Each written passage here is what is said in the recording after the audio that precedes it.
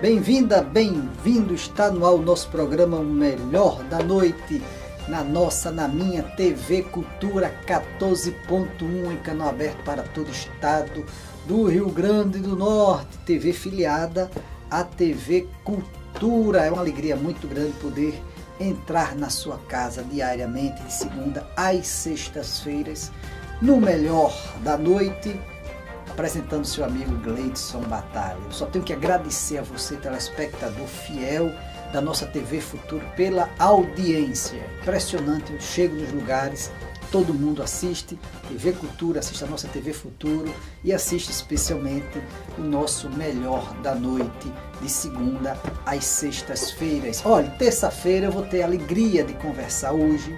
Vou conversar com ele pela primeira vez, com Felipe Batalha, doutor Felipe Batalha, que é advogado, que é especialista em direito constitucional e direito penal. Vai falar tudo sobre a questão do porte e da posse de arma, que foi um decreto que foi agora sancionado pelo presidente Jair Bolsonaro, que ele também já tinha falado antes na campanha política, que uma das primeiras medidas que ele iria tomar como presidente seria seria em fazer esse decreto da posse de arma. Então, e o doutor Felipe vai explicar qual é a diferença da posse, qual é a diferença do porte de arma, enfim, uma entrevista que você não pode deixar de assistir com o doutor Felipe Batalha. Falando ainda nesse assunto, eu quero tocar também nesse assunto em relação à posse e o porte de arma. Muita gente, algumas pessoas entraram em contato comigo e uns são contra, outros são a favor, e vamos também saber a opinião também do Dr. Felipe em relação ao que é que ele acha, se os índices de violências vão aumentar, se os índices de violências vão diminuir. Eu creio que, na minha opinião, a gente só sabe vendo. Não adianta agora, porque o estado tal, o país tal, a nação vizinha é liberado, a outra nação não é liberado, e de repente, mas cada cultura, cada país tem o seu perfil. O americano é diferente do brasileiro. Lá pode dar certo, aqui pode dar errado. Lá pode dar errado, aqui pode dar certo. Então precisamos tentar, porque a população do Brasil, a grande maioria, no plebiscito de 2005, quis a liberação da posse de arma. E o governo Lula, a revelia do que a população quis, eu não sei nem por que fizeram esse plebiscito. Porque se faz um plebiscito, que é para ouvir a população, e a população determina que quer ter o direito de andar armado, ter a posse, ter o porte de arma, e de repente o presidente não. Quer dizer, agora nós já temos aí índices que de 2005 para cá a violência aumentou. Em relação à posse de arma, nós não temos ainda esses índices, nós não temos esses números ainda, mas a violência de 2005, que foi quando houve o plebiscito e a população quis ter o direito de portar arma, de ter a posse de arma também, ter a posse e ter o porte, e de repente o governo federal não acatou o plebiscito e os índices de violências aumentaram, então já mostra que a população desarmada, os índices de violência já aumentam. Isso é fato, porque não tem cabimento no Brasil mais de 60 mil pessoas morrerem por ano vítima de arma de fogo. Quer dizer, é um absurdo.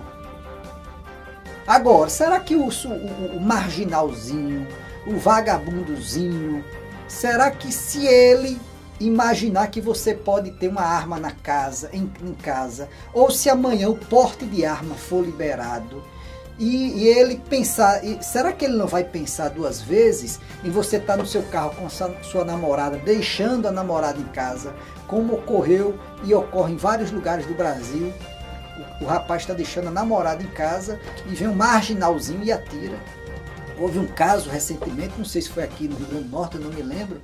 O rapaz estava em frente à casa da namorada, a namorada estava descendo, estavam conversando, e quando viu o marginal que iria assaltá-lo, ele acelerou o carro. Quando acelerou, o marginal atirou na cabeça.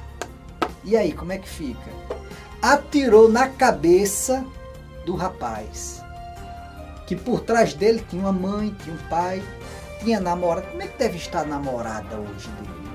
Será que os direitos humanos, vocês, que aqui no meu programa não entra, que eu não deixo entrar, porque aqui não entra ninguém que defende bandido, será que foram lá fazer uma visita à casa dessa moça, que o bandido atirou na cabeça dele? Será? Inclusive eu vou perguntar também ao doutor Felipe a respeito qual é a opinião dele a respeito da diminuição da maioridade penal. Diminuição da maioridade penal. Porque nós temos meninos de 1,90 m, pesando 90 quilos, 100 quilos, mas é porque é de menor. Aí vem aqueles educadores, aqueles estilo Darcy Ribeiro, né? Falando que não, mas ele foi o ambiente, ele só é assim bandido porque foi o ambiente onde ele nasceu. Quer dizer que todo mundo que nasceu em favela é bandido, então? Ou é uma minoria?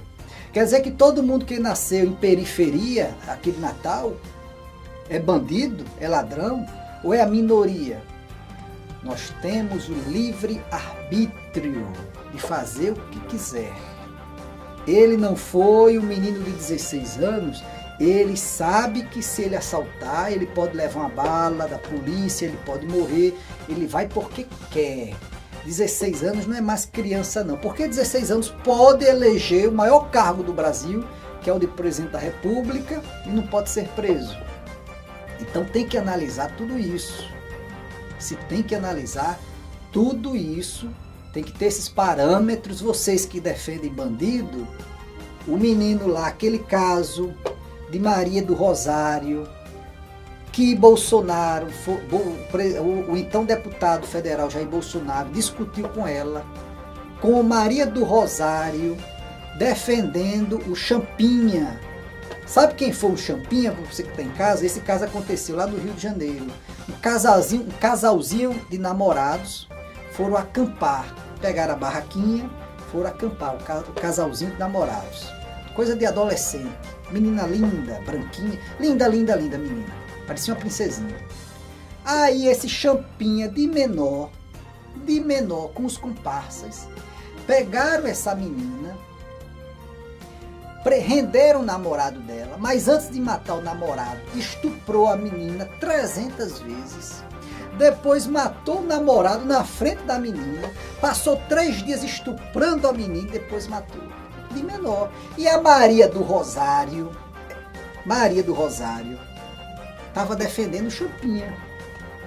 Quer dizer, a menina foi violentada 3 dias. Aí imaginou sua filha sendo estuprada 3 dias consecutivos por vários meninos, adolescentes, 17. O que você iria fazer? Aí você acha que um rapaz desse tem salvação? Tem salvação um rapaz desse? Porque se fosse uma filha minha, doutor, eu mesmo resolvi o problema. Agora antes dava uma surra grande. Aí você é cristão. E aí, mas como é que fica? Vai esperar a salvação? Vai esperar. Então são coisas que você que está me assistindo, você quando associa alguém da família da gente, uma filha, uma namorada, uma mãe, aí no instante a ficha cai. Porque ainda tem gente que defende bandido. Então eu já falei aqui 300 vezes, vou criar aqui hashtag no Melhor da Noite, que meu programa não é policial, mas o assunto que eu vou falar, que eu vou tratar com o doutor Felipe, tem a ver porque nós vamos falar sobre a questão, as prerrogativas da posse do porte de arma. Mas será que tem salvação um menino desse? O tal de Champinha, que era para estar morto esse rapaz. Não era para estar vivo, não sei nem se está vivo no Rio de Janeiro, mas era para estar morto esse sujeito. Era para estar morto. Porque se fosse com alguém, um ente querido meu, já era, doutor. Já era. Então, mas, infelizmente, esse é o Brasil, esse é o nosso Brasil, mas se Deus quiser, as coisas vão melhorar em relação à segurança pública, fazendo uma reforma no judiciário, fazendo uma reforma penal que precisa. Vou até tratar desse assunto também com o doutor Felipe, reforma penal. Enfim, são vários assuntos que eu não queria entrar nesse assunto, porque como eu falei, o nosso programa é o Melhor da Noite, não é um programa policial, mas aí eu tenho que abordar esses temas porque inclusive a grande maioria, 90% das pessoas que me assistem concordam com o que eu falo. Claro que aqui e acolá ninguém concorda. O que seria do verde se todo mundo gostasse do amarelo, não é verdade? Mas estamos chegando ao final do nosso comentário. Eu vou agora a um pequeno intervalo. Não saia daí, que nossa entrevista é fantástica. Vamos conversar, vamos tirar essas dúvidas aí de posse, de porte, quem é que pode andar com a arma, quem não pode, quem libera, se é a Polícia Federal, se é o Exército, enfim. Você não pode deixar de assistir a esta entrevista com o Dr. Felipe Batalha, que é especialista em Direito Penal e Constitucional. Rapidinho, não saia daí.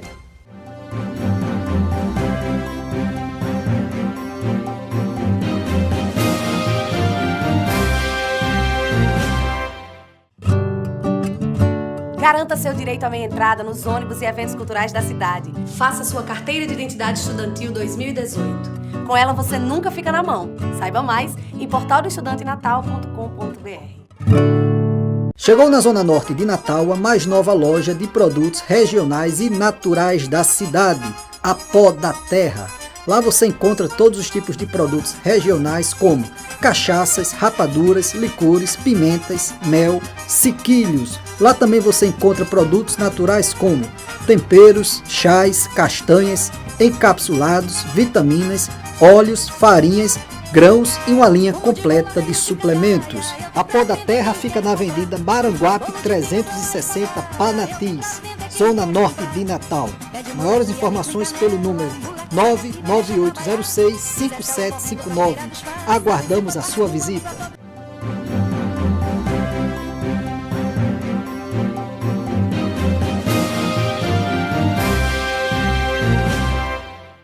Estamos de volta com o programa Melhor da Noite, noite de terça-feira, e já está aqui comigo o advogado, professor, pesquisador e especialista em Direito Penal e Constitucional, Dr. Felipe Batalha. Felipe Batalha, é uma alegria muito grande ter você aqui no nosso programa. Você é de telespectador, de meu sobrinho, e hoje entrevistado no programa Melhor da Noite. É verdade.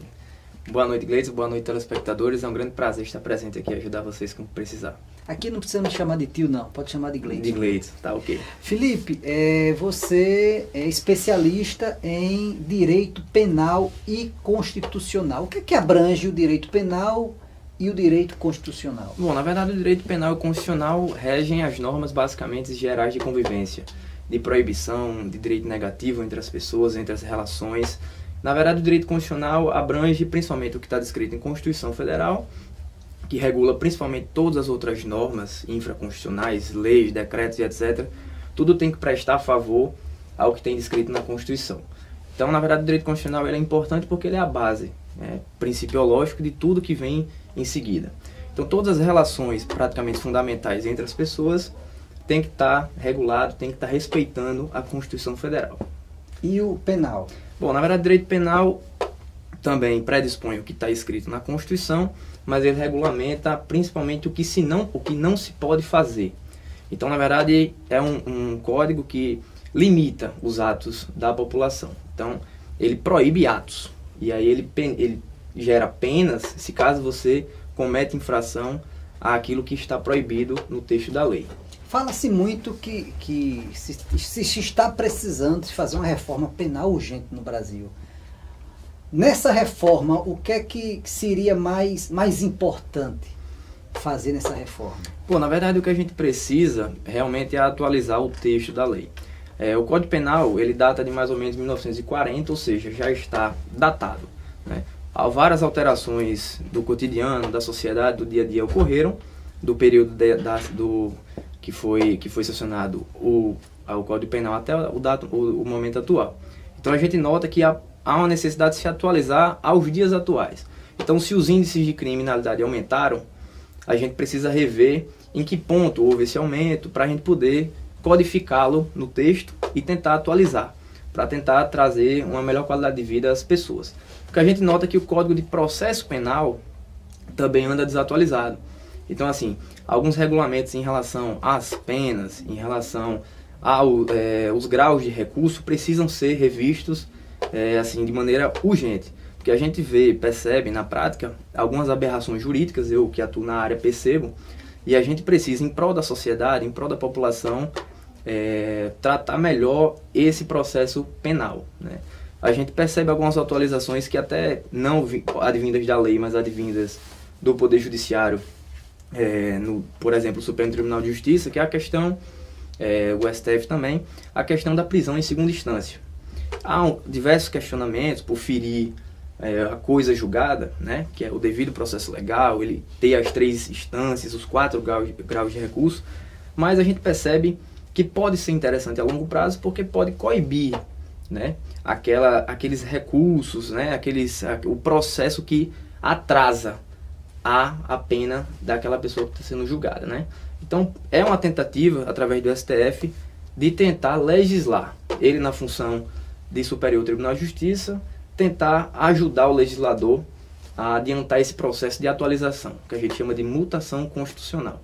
Agora, em relação à prisão em segunda instância, e que o que agora está valendo, mas vamos supor que daqui a uns anos na frente o STF tem um entendimento de que a prisão não pode ser mais em segunda instância e tem que obedecer toda a regra até ir voltar a ser a quarta instância. Como é que fica aquela pessoa que foi preso, passou 2, 3 anos, como é o caso até do presidente Lula, que ele foi preso por causa da segunda instância. Como é que ficaria a situação dessas pessoas que ficaram presas e agora, por causa de um entendimento do Supremo, volta a ser a quarta instância? Bom, na verdade, essas pessoas que foram presas e voltou à quarta instância, na verdade, acredito eu que pelo entendimento jurisprudencial que se tenha hoje, elas não vão poder serem presas novamente, porque o processo vai estar transitado em julgado, ou seja, vai estar arquivado. Se no decorrer desse processo, o processo de fato esteja ativo, o Ministério Público, ou a parte processual que pode solicitar a prisão, vai fazê-la. E vai caber ao magistrado conceder ou não a prisão nesse caso. Como, na verdade, não está em texto de lei, é uma questão de interpretação de jurisprudência, vai gerar diversos entendimentos diferentes. Assim como o da prisão de segunda instância, que tem diversos entendimentos. Então você vê ministros do STF que pensam de uma forma, e aí corroboram com eles vários advogados, colegas advogados e etc., pessoas até da área do judiciário, e da mesma forma vai ocorrer se caso acontecer uma situação jurídica como essa, que é possível. É possível. A gente não percebe que isso vai acontecer de imediato, porque a bancada do STF hoje já se mostrou clara quanto a isso.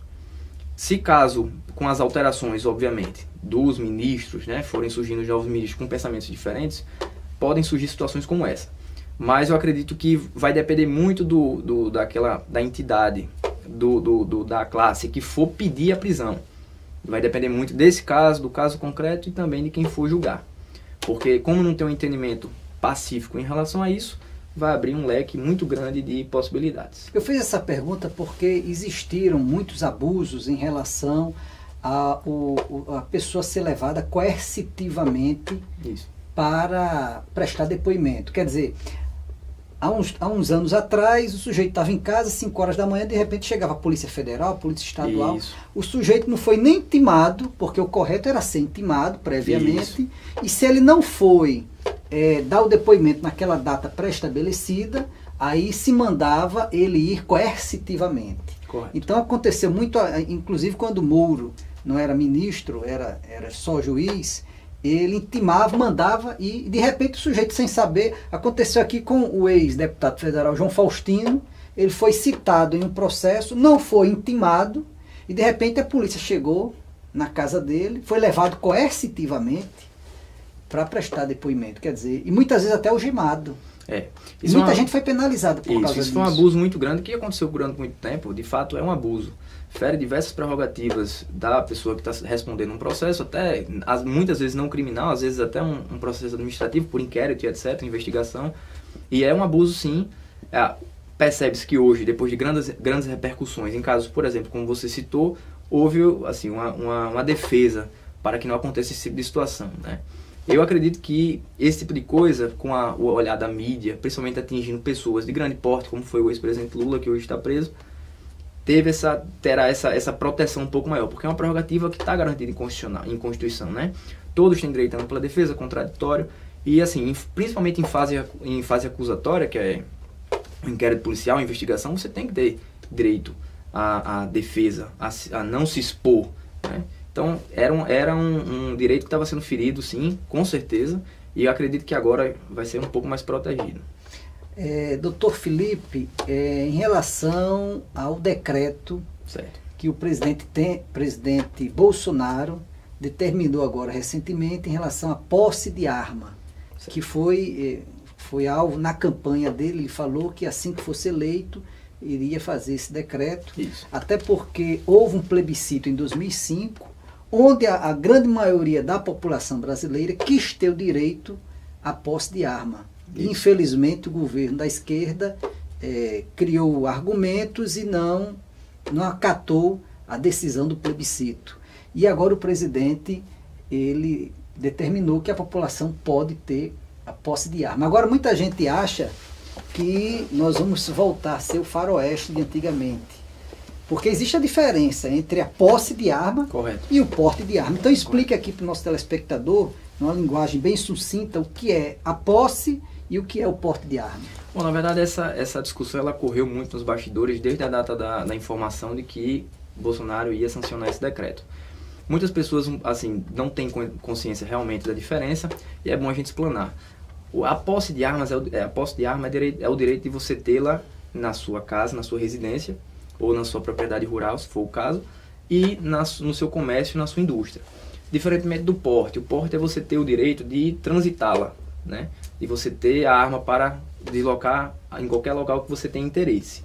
Então é uma diferença bem grande. Muitas pessoas acreditavam que, de plano, Bolsonaro ia regulamentar, facilitar, né, a questão do porte.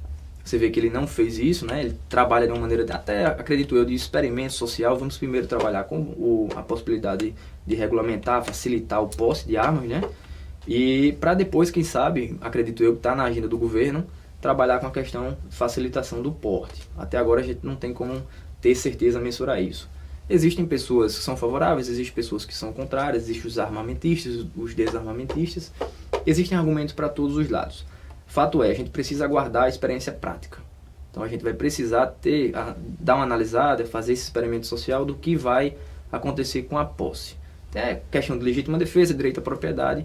Esse é o principal argumento para ser facilitado o posse de armas. Agora lembrando, muita gente está fazendo um alarme muito grande, lembrando que para se ter uma arma em casa, existe todo um protocolo. Isso. Não é assim chegar e comprar na bodega da esquina, né? Correto. Na verdade, o decreto ele facilitou alguns pontos, alterou alguns pontos, mas os critérios para se ter uma arma ainda são os mesmos.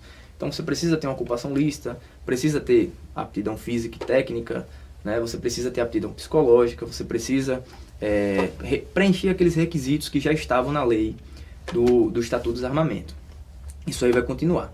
Os fatores que foram facilitados, primeiro, hoje a renovação poderia ser feita até 5 anos. Agora, com esse decreto sancionado por Bolsonaro, passa-se a 10 anos de validade a sua posse de armas. Então, dobrou o tempo.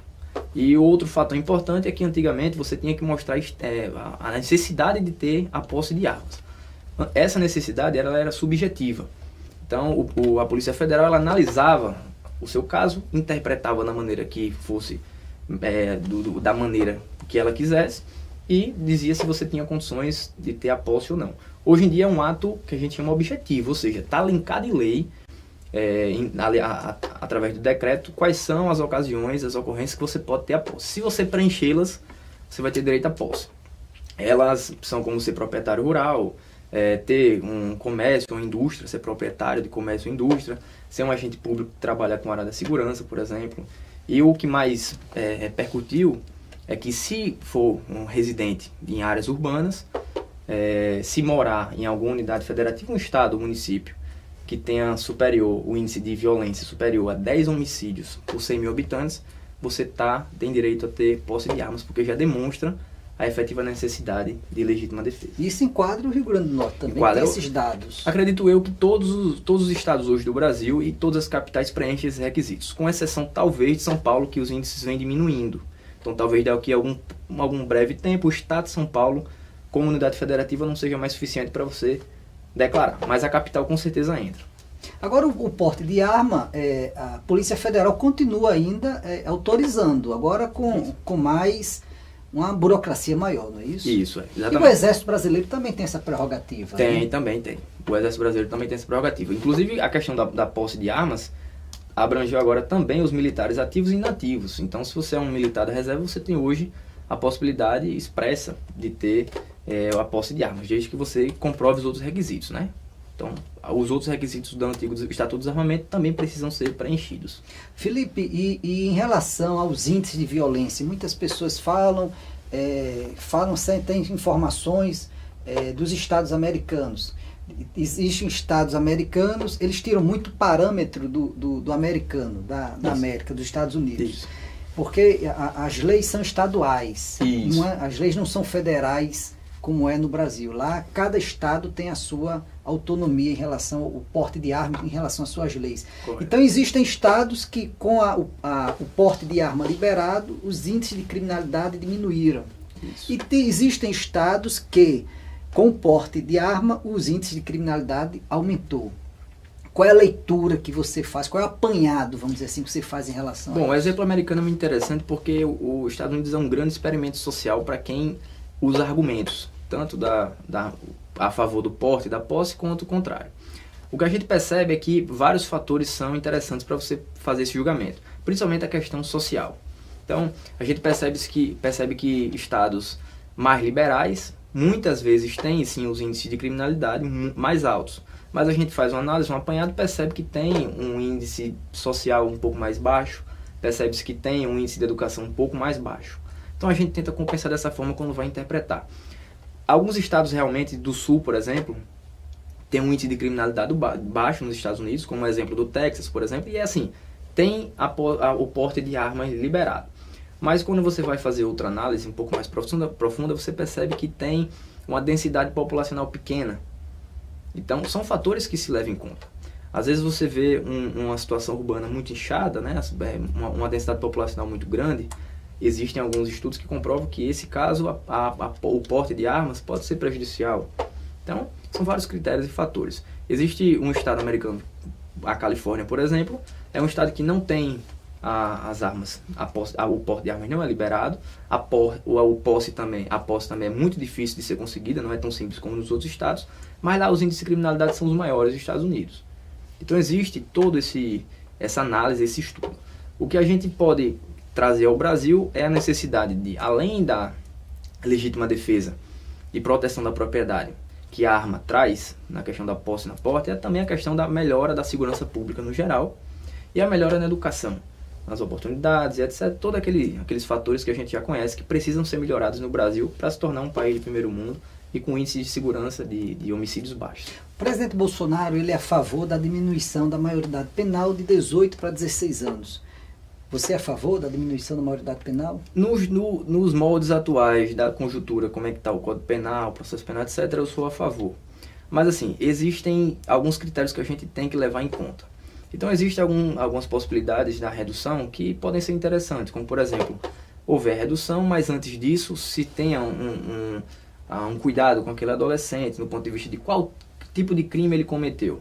Foi um crime hediondo? Foi um crime de menor potencial ofensivo? Então a gente faz essa análise para ver que ponto a gente traz. Hoje em dia, o menor, né, a partir de até 18 anos, ele não é passível de sofrer sanção penal. Então hoje ele sofre medidas ambulatórias, etc., através do Código o Estatuto de Defesa, né? Mas nesse caso eu acho mais interessante fazer um estudo social naquele adolescente, na família daquele adolescente, tentar resguardá-lo da melhor forma, preencher ali um espaço vazio que é preenchido às vezes pelo crime, e aí sim pensar na questão da minoridade penal, que pode ser um fator que ajude o Brasil sim. Doutor Felipe, para finalizar, você é diretor adjunto da Associação Brasileira dos Advogados em Currais Novos. Exatamente. É uma função aí que eu abracei, né, para tentar ajudar, principalmente as prerrogativas dos advogados na área do seridó ali, tentar preencher ali com a melhor forma possível, dar um cuidado maior à questão do interior, ao seridó, e também tentar ajudar a população. A Associação Brasileira dos Advogados, ela não visa só a proteção individual da profissão advogado, né? Na verdade, ela visa fazer a proteção social de onde ela tem a circunscrição. Então, a gente trabalha junto com o Natal, junto com o Estado, e de maneira nacional a Associação Brasileira dos Advogados ela trabalha uniformemente. Então a gente tem esse cuidado para tentar atender a população. Então seja com algum projeto junto à prefeitura, alguma atenção maior acerca dos serviços públicos que não estão sendo feitos. Então a gente tenta atender as populações. Em breve a gente vai fazer lá em Currais Novos um mutirão, onde vamos reunir alguns colegas advogados para fazer uma legítima defesa que a gente vai nomear, que vai tentar abranger populações carentes que não têm condições, por exemplo, de pagar um advogado ou de tirar dúvidas jurídicas. A gente vai fazer esse projeto lá para tentar atender a população de Currais Novos. Ok, eu tive a alegria de conversar nesta noite de terça-feira com o Dr. Felipe Batalha, que o Dr. Felipe Batalha, advogado, e é meu sobrinho. E agora eu vou falar com ele agora não como doutor, mas como sobrinho. Tô vendo que você noivou, não é isso? Isso, agora tô. Agora entrou. Não tem saída mais não. Quem pegou, pegou. Quem não pegou, não pega mais. Não pega mais, não tem mais saída. Em breve estarei noivando também, então excelente. Quem pegou, pegou. Quem não pegou, não pegou mais. Quero agradecer a sua audiência, mais uma vez, agradecer a sua participação no Melhor da Noite. E precisando, Melhor da Noite, TV Futuro, TV Cultura, a maior audiência da televisão do Rio Grande do Norte, está à sua disposição. Muito obrigado. Qualquer coisa estarei às ordens. Ok, agradeço a sua audiência e até amanhã, quarta-feira, querendo Deus. Esqueça o mal, faça só o bem, tenha um extraordinário início de noite de terça-feira. Até amanhã.